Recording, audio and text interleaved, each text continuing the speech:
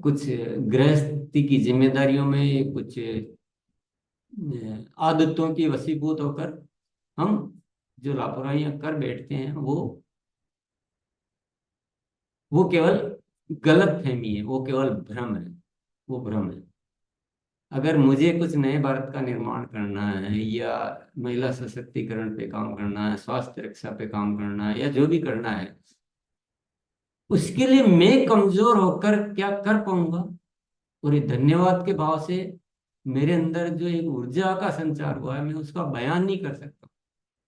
मुझे अब जरा भी वो नहीं है कि अब बस अब बहुत हो गया, अब जो भी है।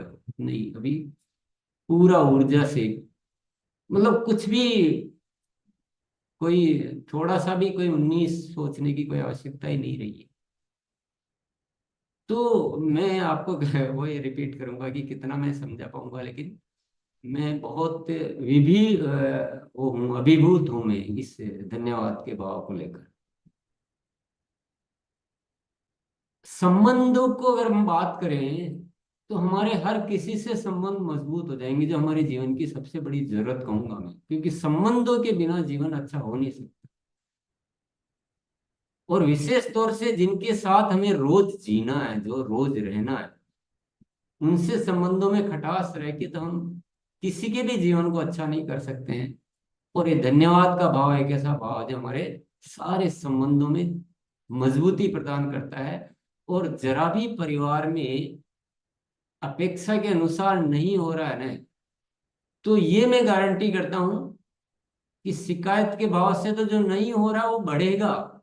चाहे आप कितनी कोशिशें कर लो, शिकायत से भरे रहो, और आप चाहो कि उनको ठीक करने का या मेरे अकॉर्डिंग करने का प्रयास किया जाए, वो तो हो ही नहीं सकता है, वो और ज्यादा गैप बढ़ेगा। लेकिन आप जो जैसे भी हैं उनको धन्यवाद देना शुरू करोगे, मैं गारंटी करता हूँ एक दिन ऐसा आकर्षण आएगा, ऐसी पावर, ऐसा प्रभाव, ऐसी किरणें फूटेगी कि सब कुछ अपने आप स्वतः ठीक होने लगेगी चीजें। इसमें बड़ा आकर्षण है, इस धन्यवाद के भाव में।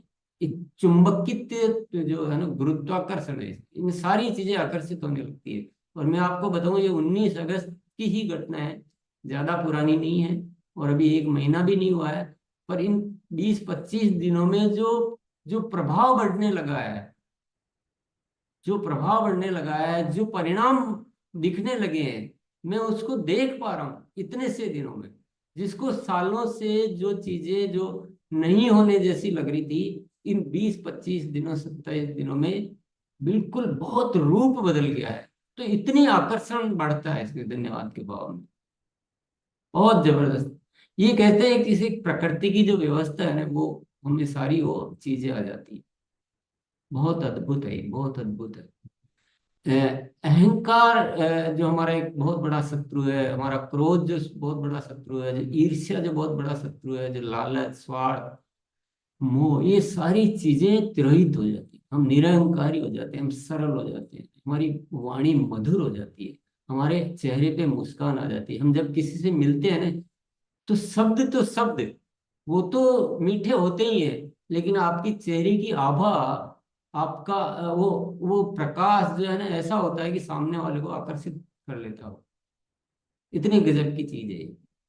तो संपूर्ण समाधान है। मैं बस ये कुछ सलाह जरूर देना चाहूंगा कि ये जब इसमें जाना है ना, इसमें डूबना, तो हिसाब किताब नहीं लगाना कि सबसे पहले उसको देना, बाद में उसको देना, बाद में उसको देना। तो मन क्या है, उन हिसाब किताब में उलझ जाएगा और भाव में कमी आ सकती है। मन को किसी हिसाब किताब में व्यस्त नहीं करना, सिर्फ धन्यवाद। हम थैंक्स गिविंग भी शब्द को मैं थोड़ा सा मैं अलग बात करना चाहूंगा। थैंक्स गिविंग नहीं होना चाहिए, थैंक्स प्रकट होना चाहिए। अपने आप ही बरसता है ना धन्यवाद।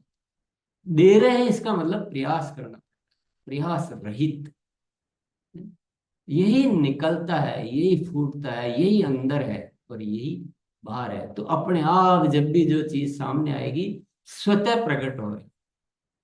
देने का मतलब तो कुछ प्रयास करना पड़ रहा है, कुछ सोचना पड़ रहा है। तो वो भी ना हो, वो भी ना हो। कोई हिसाब किताब नहीं लगाए, कोई शर्त कंडीशन न लगाए कि उसने तो मेरे साथ इतना बुरा किया है, मैं उसको कैसे धन्यवाद। कोई शर्त कंडीशन नहीं लगाना है। जो सामने दिख गया है, आ गया है, बस तो भाव अपने आप प्रकट होने। एक छोटी सी कहानी है, मैं आपको जरूर सुनाना चाहूंगा। दो इंसान थे, ईश्वर के सामने प्रार्थना कर रहे थे, दोनों प्रार्थना कर रहे थे। एक प्रार्थना कर रहा था जिसके पास बहुत कुछ था, सब कुछ था। उसके पास धन संपत्ति, पारिवारिक रिश्ते, अच्छी औलाद, सब कुछ जो भी होता है ना, वो सब कुछ था। वो ईश्वर से प्रार्थना कर रहा था, हे ईश्वर, मुझे आपने इतना सब कुछ दे दिया है, अब मुझे आप देना बंद कर दीजिए। अब आप किसी जरूरतमंद को दे दीजिए। मैं बहुत संतुष्ट हूँ, मुझे सब कुछ आपने दिया है, और जो दिया है उसके लिए बहुत बहुत शुक्रिया अदा करता हूँ। और दूसरा एक और खड़ा था, वो प्रार्थना कर रहा था। वो क्या बहुत अभाव में था, उसके पास खाने की भी व्यवस्था शाम की नहीं थी। सुबह जैसे तैसे जुगाड़ करके काम चलाया। वो भी प्रार्थना कर रहा था, हे ईश्वर, मुझे कुछ तो दे दो। हे ईश्वर, मुझे कुछ तो दे दो। आप पूरी दुनिया को देते रहते हो, मैंने आपका क्या बिगाड़ा, मुझे भी तो दे दो। ईश्वर दोनों को क्या बोलता है? पहले वाले को बोलता है, हे इंसान, तुम कह रहे हो कि मुझे देना बंद कर दो, मैं बिल्कुल तुम्हारी बात मानूंगा, पर तुम्हें भी एक मेरी बात माननी पड़ेगी कि तुम मुझे धन्यवाद देना। तुम ये शुक्रिया अदा करना बंद कर दो, मैं तुम्हें देना बंद कर दूं। तो इंसान बोलता है कि ये कैसे हो सकता है प्रभु, मैं तो देता हूं ही नहीं, मेरे तो अपने आप निकलता है, मैं थोड़ी कुछ कर रहा हूँ। और आपने मुझे इतना दिया और मैं धन्यवाद भी न दूं, ये मुझसे ना हो पाएगा। आप कोई दूसरा उपाय निकालिए, ये मुझसे ना हो पाएगा। दूसरे से क्या कहते हो, हे प्राणी, अगर तुझे कुछ मुझसे चाहिए तो जो तुम्हें मिला है उसके लिए धन्यवाद देना सीख। तो वो बोलता, मुझे है ही, मेरे पास है क्या जिसके लिए मैं धन्यवाद दूं। तो ईश्वर उसको कहता है, पगले, तेरे पास क्या नहीं है? तेरे पास क्या नहीं है? तेरे पास सिर्फ एक ही चीज नहीं है, वो है शुक्राना। तुझे जो मिला है उसके लिए तूने धन्यवाद दिया ही नहीं कभी। तेरे पास इतना बढ़िया शरीर है, ये आंखें हैं, ये हाथ है, ये सब कुछ है, तो तूने तो जो है उसको देखा नहीं और शिकायत ही करता रहा। तो मैं तुझे और क्यों दूं? मैं मेरा सामान ऐसी जगह क्यों रखूं जिसको कोई कदर ही नहीं करता है? मैं तो वहां रखूंगा ना जो कद्र करता है। तो वाकई में उस इंसान की आंखें खुली और उसने धन्यवाद देना शुरू किया, और सारी चीजें उसकी ओर आकर्षित होने लगी। वो काम करने लग गया, मेहनत करने, और जो मिल रहा, जो मिला भोजन, उसको धन्यवाद दे रहा है। धीरे धीरे सारी चीजें आकर्षित हुई, वो भी जीवन में। आप समझ सकते हैं क्या? तो ये है कहानी, लेकिन ये बहुत ही प्रेरक कहानी कहूंगा मैं, मेरी जिंदगी की सबसे ज्यादा प्रेरणादायक कहानी है।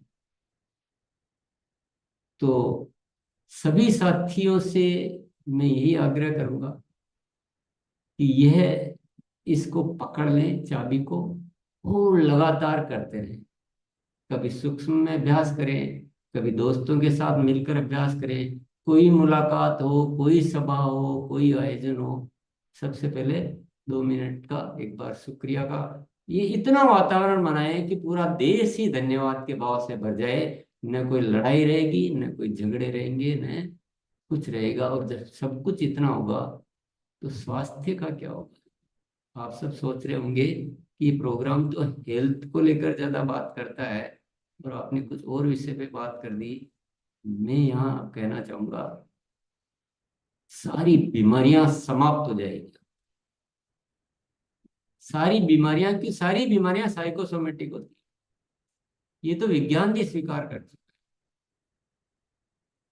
और जो पॉजिटिविटी आती है ना, पॉजिटिविटी आती है, तो उससे हमारे बहुत सारे जो हार्मोन्स रिलीज होते हैं, जो जिसको बोलते हैं हैप्पी हार्मोन्स, या जो भी शब्द बोलते हैं, वो खुशी प्रदान करने वाले हार्मोन्स रिलीज होते हैं। एक आत्मविश्वास जागृत होता है, प्रेम जब आता है भीतर, तो बीमारियां रहती नहीं है।